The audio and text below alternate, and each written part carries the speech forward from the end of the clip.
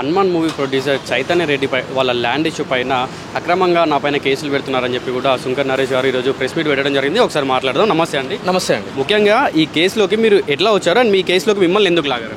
Hanuman movie producer Chaitanya Reddy, Niranjan Reddy ఇద్దరు భార్యాభర్తలు అండి. వాళ్ళకి Mangal village survey number 122, 136, 137, 141 Mangal village Tukkuguda Maheshwaram మండల్లో 7 ఎకరాల 15 గుంటల జాగా ఉండటం జరిగింది. అది వాళ్ళు కొనుక్కున్నటువంటిది. అయితే దీనికి సంబంధించి ఆ పక్కనే వెర్టెక్స్ వర్మ, అదేవిధంగా కేఎల్ఆర్ అనే డెవలప్మెంట్ ఒక సంస్థ ఏం చేసింది అంటే కనుక ఒక 150 ఫీట్ల రోడ్డు వీళ్ళ యొక్క స్థలంలో 2.5 ఎకరాల్లో నిర్మించడం జరిగింది. దానికి ఎటువంటి హెచ్ఎండిఏ పరిమితులు కానీ, మున్సిపల్ పరిమితులు కానీ, ఆఖరికి గ్రామ పంచాయతీ పరిమితులు కానీ లేవు. 2021 నుంచి కొట్లాడుతున్నా కూడా సమస్యకు పరిష్కారం కాకపోతే నా దగ్గరకు వచ్చి ఆ యొక్క గ్రామంలోని వ్యక్తులతోటి హైకోర్టులో రిట్ పిటిషన్ ఏమంటే కనుక ఈ వర్టెక్స్ వర్మ చేస్తున్న అవినీతి అక్రమాలకి హైడ్రా అధికారులు కానీ, మున్సిపల్ అధికారులు కానీ, అదేవిధంగా మరే ఇతర అధికారులు కానీ ఎటువంటి యాక్షన్ తీసుకోకపోతే నేను హైకోర్టులో రిట్ పిటిషన్లు వేయడం జరిగింది. దాంట్లో హైకోర్టు నుంచి క్లియర్గా డైరెక్షన్ రావడం జరిగింది. హైడ్రాని 3 నెలల లోపు వాళ్ళ మీద యాక్షన్ తీసుకుని సదరు భూములు వెనక్కి తీసుకోవాలి అని చెప్పని, ఇంక్లూడింగ్ ఎయిర్పోర్ట్ సర్ఫేస్ భూములు కూడా. కానీ దాని మీద హైడ్రా ఎటువంటి చర్యలు తీసుకోలేదు. దాని మీద కంటెంప్ట్ కూడా వేయడం జరిగింది. దాని తర్వాత ఈ యొక్క 150 ఫీట్ వైడ్ రోడ్ గురించి హైడ్రాకి మళ్ళీ ప్రత్యేకంగా చైతన్య రెడ్డి అనే వ్యక్తి ఎవరైతే హనుమాన్ మూవీ ప్రొడ్యూసర్ ఉందో ఆమెతోటి హైడ్రాకి కంప్లైంట్ ఇప్పించడం జరిగింది. ఆవిడ ఆ కంప్లైంట్ కూడా డ్రాప్ చేయడం నేనే చేసి ఇస్తే దీని మీద యాక్షన్ తీసుకుంటా అని చెప్పని సదరు హైడ్రా రంగనాథ్ గారు ఆవిడకి ఫోన్లో మాట్లాడడం జరిగింది. ఆ ఫోన్లో కూడా చెప్పడం జరిగింది, ఈ రోడ్డు నీకు అలవాట్లు నేను కొడతాను అని చెప్పని. కానీ కొట్టకపోగా ఈ వర్టెక్స్ వర్మ అనే వ్యక్తితోటి లాలూచి పడి పెద్ద ఏదైతే కనుక ఆఫర్ వచ్చిందో ఆ ఆఫర్ తీసుకుని నేను ఈ రోడ్డు కొట్టను, నాతోటి కాదు అని చెప్పి ఆవిడతో చెప్తే ఆవిడ రంగనాథ్ మాట్లాడిన ఆడియో కాల్ నాకు ఇవ్వడం జరిగింది. దాన్ని నేను మన తొలి వెలుగు యూట్యూబ్ ఛానల్లో ప్రచురించడం జరిగింది రఘు అన్నతోటి కలిసి, ఆ మొత్తం యొక్క ఆధారాలు చూపించుకుంటూ. అది 1 కోటికి పైగా వ్యూస్ వెళ్ళిపోవడం చేత ఈయన యొక్క ప్రమోషన్కి ఎంక్వైరీ పట్టడం చేత ఇప్పుడు ఆమెను పిలిపించి, అదేవిధంగా వర్మను పిలిపించి వాళ్ళిద్దరి మధ్య సెటిల్మెంట్ కుదిర్చే విధంగా ఆమెను మైమరిపించి మీరు ఒక కంప్లైంట్ ఇవ్వండి అని చెప్పని, ఒక అడ్వకేట్కి ఒక క్లయింట్కి మధ్య ఉన్న సంబంధాలని ఈ యొక్క చీటింగ్ అని చెప్పి ఒక 50 లక్షలు తీసుకున్నారు అని చెప్పని హైడ్రా రంగనాథ్ తను చేసిన తప్పుని కప్పిపుచ్చుకోవడానికి, తన మీద వచ్చిన మరకల్ని రుద్దుకోవడానికి, అదేవిధంగా హైడ్రా ఎందుకు పెట్టారండి? ప్రభుత్వ భూములు కాపాడడానికి. ఆ విధంగా అక్కడ అక్రమ భూములు ఉన్నాయి, అసైన్మెంట్ భూములు ఉన్నాయి అని చెప్పని క్లియర్ కట్గా చూపించినా కూడా యాక్షన్ తీసుకోకపోగా ఈరోజు ఏసీపీ ఆమె మోసపోయింది అని చెప్పి ఏసీపీకి చెప్తుందంట. హైడ్రా ఏసీపీ వెళ్ళి పడిషరి పోలీస్ స్టేషన్లో కంప్లైంట్ పెట్టాడనంట. సో ఇదంతా ఏం జరుగుతుందండి అంటే మాలాంటి గొంతెత్తే వాళ్ళ మీద, న్యాయవాదుల మీద కానీ, సామాజిక కార్యకర్తల మీద కానీ నేను ఒక ఫేక్ అడ్వకేట్ని అని చెప్పి సృష్టించి ఒక చిల్లర రాజకీయ నాయకుడు చేసేటువంటి నీచ నికృష్ట కార్యక్రమాలు ఈరోజు ఏవి రంగనాథ్ చేయడం జరుగుతుంది. అతనికి రాజకీయ కన్సిడరేషన్స్ ఉన్నాయి అని చెప్పి నాకు తెలుస్తుంది.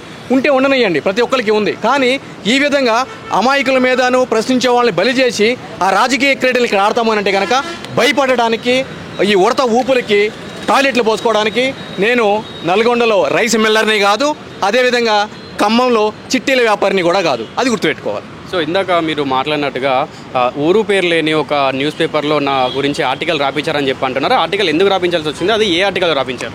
స్వేచ్ఛ అనే పత్రికలోటి ఈరోజు మార్నింగ్ నేను నిన్న న్యూస్ పేపర్లో పెట్టడం జరిగింది. ఈరోజు ప్రెస్ మీట్ ఉందని చెప్పని దానికి సంబంధించి నన్ను ఒక దొంగలాగా, ఒక ఫేక్ అడ్వకేట్ లాగా క్రియేట్ చేస్తే నేను చెప్పే మాటలకి అథెంటికేషన్ ఉండదు.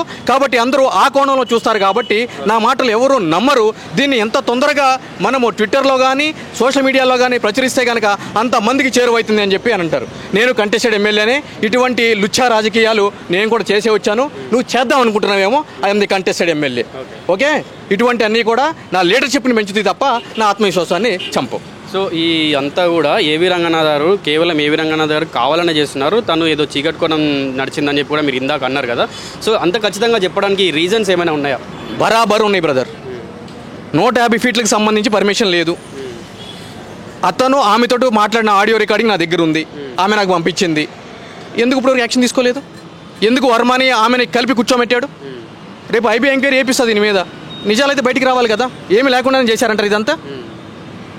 మీరు ఉక్కు పదం మోపుతారు కదా అక్రమ కట్టడాల మీద.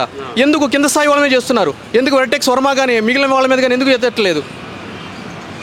అంటే అధికారం ఉంటే కనుక మీరు ఏం చేసినా నడుస్తుందా? తప్పుడు కేసులు పెడితే భయపడతామా? ఇంట్లో కూర్చుంటామా? అరెస్టులు చేస్తారా? రిమాండ్లు చేస్తారా? ఇదేం ప్రజాస్వామ్యం బ్రదర్? సో ఇప్పుడు చైతన్య రెడ్డి ఎవరైతే ఉన్నారో వాళ్ళు మీ సైడ్ వచ్చి అంటే మీడియా దగ్గరికి వచ్చి మాట్లాడదు, అలాగే రంగనాథ్ గారికి సపోర్ట్ చేస్తూ కూడా ఎవరి దగ్గర మాట్లాడట్లేదు. అంటే ఆవిడ బయటికి వచ్చి అసలు ఎందుకు మాట్లాడేది అంటే ఇంత జరుగుతుంది కూడా కేవలం ఆవిడ వల్లనే, అంటే ఆవిడ ల్యాండ్లో ఇదంతా జరిగిందని దానివల్లనే జరుగుతుంది. ఆవిడ మీ వైపు కానీ రంగనాథ్ గారి వైపు కానీ మాట్లాడకపోవడానికి రీజన్ ఏంటంటే ఇప్పుడు ఈ కేసులో ఎఫ్ఐఆర్లో 3 పేర్లు పెట్టడం జరిగింది. ఎందుకు సుంకర నరేష్ ప్రెస్ మీట్ పెట్టాడు, మిగిలిన 2 ఎందుకు పెట్టలేదు అని అంటే అది మనిషి యొక్క మానసిక స్థితి మీద ఆధారపడి ఉంటుంది. ఈ రోజు నేను చావుకు ఎదురెళ్తాను అంటే మీరు తప్పు చేసినందుకు మీరు నావి ఎక్కడ బండారాలు బయట పడతాయి అని చెప్పి మీరు కేవలం ఆ 3లో మీరు మాత్రమే బయటకు వచ్చి పెట్టినా ప్రెస్ మీట్? అంటే నేను తప్పు చేసిన అంటారా? అంటే ఒకవేళ నేను ఇప్పుడు రియాక్ట్ అవ్వకపోతే కనుక ఏమైనా బయటపడతాయేమో అనే భయంతో మీరే ముందు వచ్చి నేనేం తప్పు చేయలేదు అని చెప్పి ఏమన్నా ప్రెస్ మీట్ పెడతారు? ఆ ప్రశ్న బాగానే ఉంది బ్రదర్. అయితే దొంగతనం చేసేటోడును ఈ విధంగా ఆలోచించేటోడు ఇంత బంచ్ ఆఫ్ కట్టబట్టుకొచ్చి మీడియా ప్రతినిధుల ముందు పెట్టేటువంటి ధైర్య సాహసాలు చేసేటువంటి సత్తా, దమ్ము, ధైర్యం మీ యొక్క జర్నలిజంలో మీరు ఎప్పుడైనా చూసారా? చూడలేదు కదా. అన్ని క్లారిటీగా ఉన్నట్టే కదా ప్రెస్ మీట్ పెడతాడు. ఏం జరిగిందో ప్రజలకు తెలియచేయాలనుకున్నట్టే కదా ప్రెస్ మీట్ పెడతాడు. దొంగతనం చేసినాడు వెనక నుంచి పోతాడు కదా, ముంగటి నుంచి ఎందుకు వస్తాడు లైట్లో వేసుకుని? రాడు కదా. చిన్న లాజిక్. సో మొత్తంగా ఈ చైతన్య రెడ్డి అంటే ఈవిడకి ఏం చెప్పాలనుకుంటున్నారు మీరు? ఇప్పుడు ఇంత జరుగుతున్నా కూడా మీరు ప్రెస్ మీట్ పెడుతున్నారు, మీ పైన అక్రమంగా కేసులు పెడుతున్నారు కదా, సో ఆవిడని కూడా మీరు ముందు బయట తీసుకొచ్చే ఛాన్సెస్ ఉన్నాయా, లేదంటే ఆవిడకి మీరు ఎందుకు రావట్లేదు అని ఏమైనా అడగాలనుకుంటే ఏం చెప్తారు? ఎవరు కూడా బ్రతిమలాడి మీరు వచ్చి నాకు అనుకూలంగా స్టేట్మెంట్ ఇవ్వండి అని చెప్పి ఎప్పుడూ కూడా నేను ఎవరిని కోరను. ఆవిడ కావాలి అనుకుని ముందుకు వచ్చినప్పుడు ఆవిడ ప్రెస్ స్టేట్మెంట్ పెడుతుంది. దాంట్లో ఆవిడ రంగనాథ్ గారి ప్రలోభాలకి లోను పెడుతుందా, వర్టెక్స్ వర్మ అనే వ్యక్తికి లోబడి ప్రెస్ మీట్ పెడుతుందా, లేదు అనంటే కనుక జరిగిన నిజాన్ని బయట పెడుతుందా అనేది ఆమె యొక్క విచక్షణ అధికారం, ఆమె యొక్క వ్యక్తిగతం. కానీ అల్టిమేట్గా ఈ యొక్క ఇష్యూస్ అన్ని తేలాల్సింది కోర్టులో. సో కోర్టులో తెలుసుకుంటాం. ఓకే అండి, థ్యాంక్ యూ. సో చూస్తున్నారు కదా ఇది మొత్తంగా అయితే ఇది సుంకర్ నరేష్ నాపైన అక్రమంగా కేసులు పెడుతున్నారు. అలాగే ఏవి రంగనాథ్ ఎవరైతే ఉన్నారో వారు కావాలని చెప్పి కూడా నాపైన కేసులు పెడుతున్నారు. తను ప్రమోషన్ గురించి ఇదంతా కూడా చేస్తున్నారని చెప్తున్నారు. అయితే చూద్దాం ఈ కేసు ఎంతవరకు వెళ్తుంది. అలాగే చైతన్య రెడ్డి బయటకు వచ్చి మాట్లాడుతున్నా అని చెప్పి కూడా వేచి చూడాల్సి ఉంది. ఇలాంటి మరిన్ని వీడియోస్ కోసం చూస్తూనే ఉన్నాను. ఆదాబ్ న్యూస్ కెమెరామ్యాన్ శివతో కిరణ్ సైనింగ్ ఆఫ్.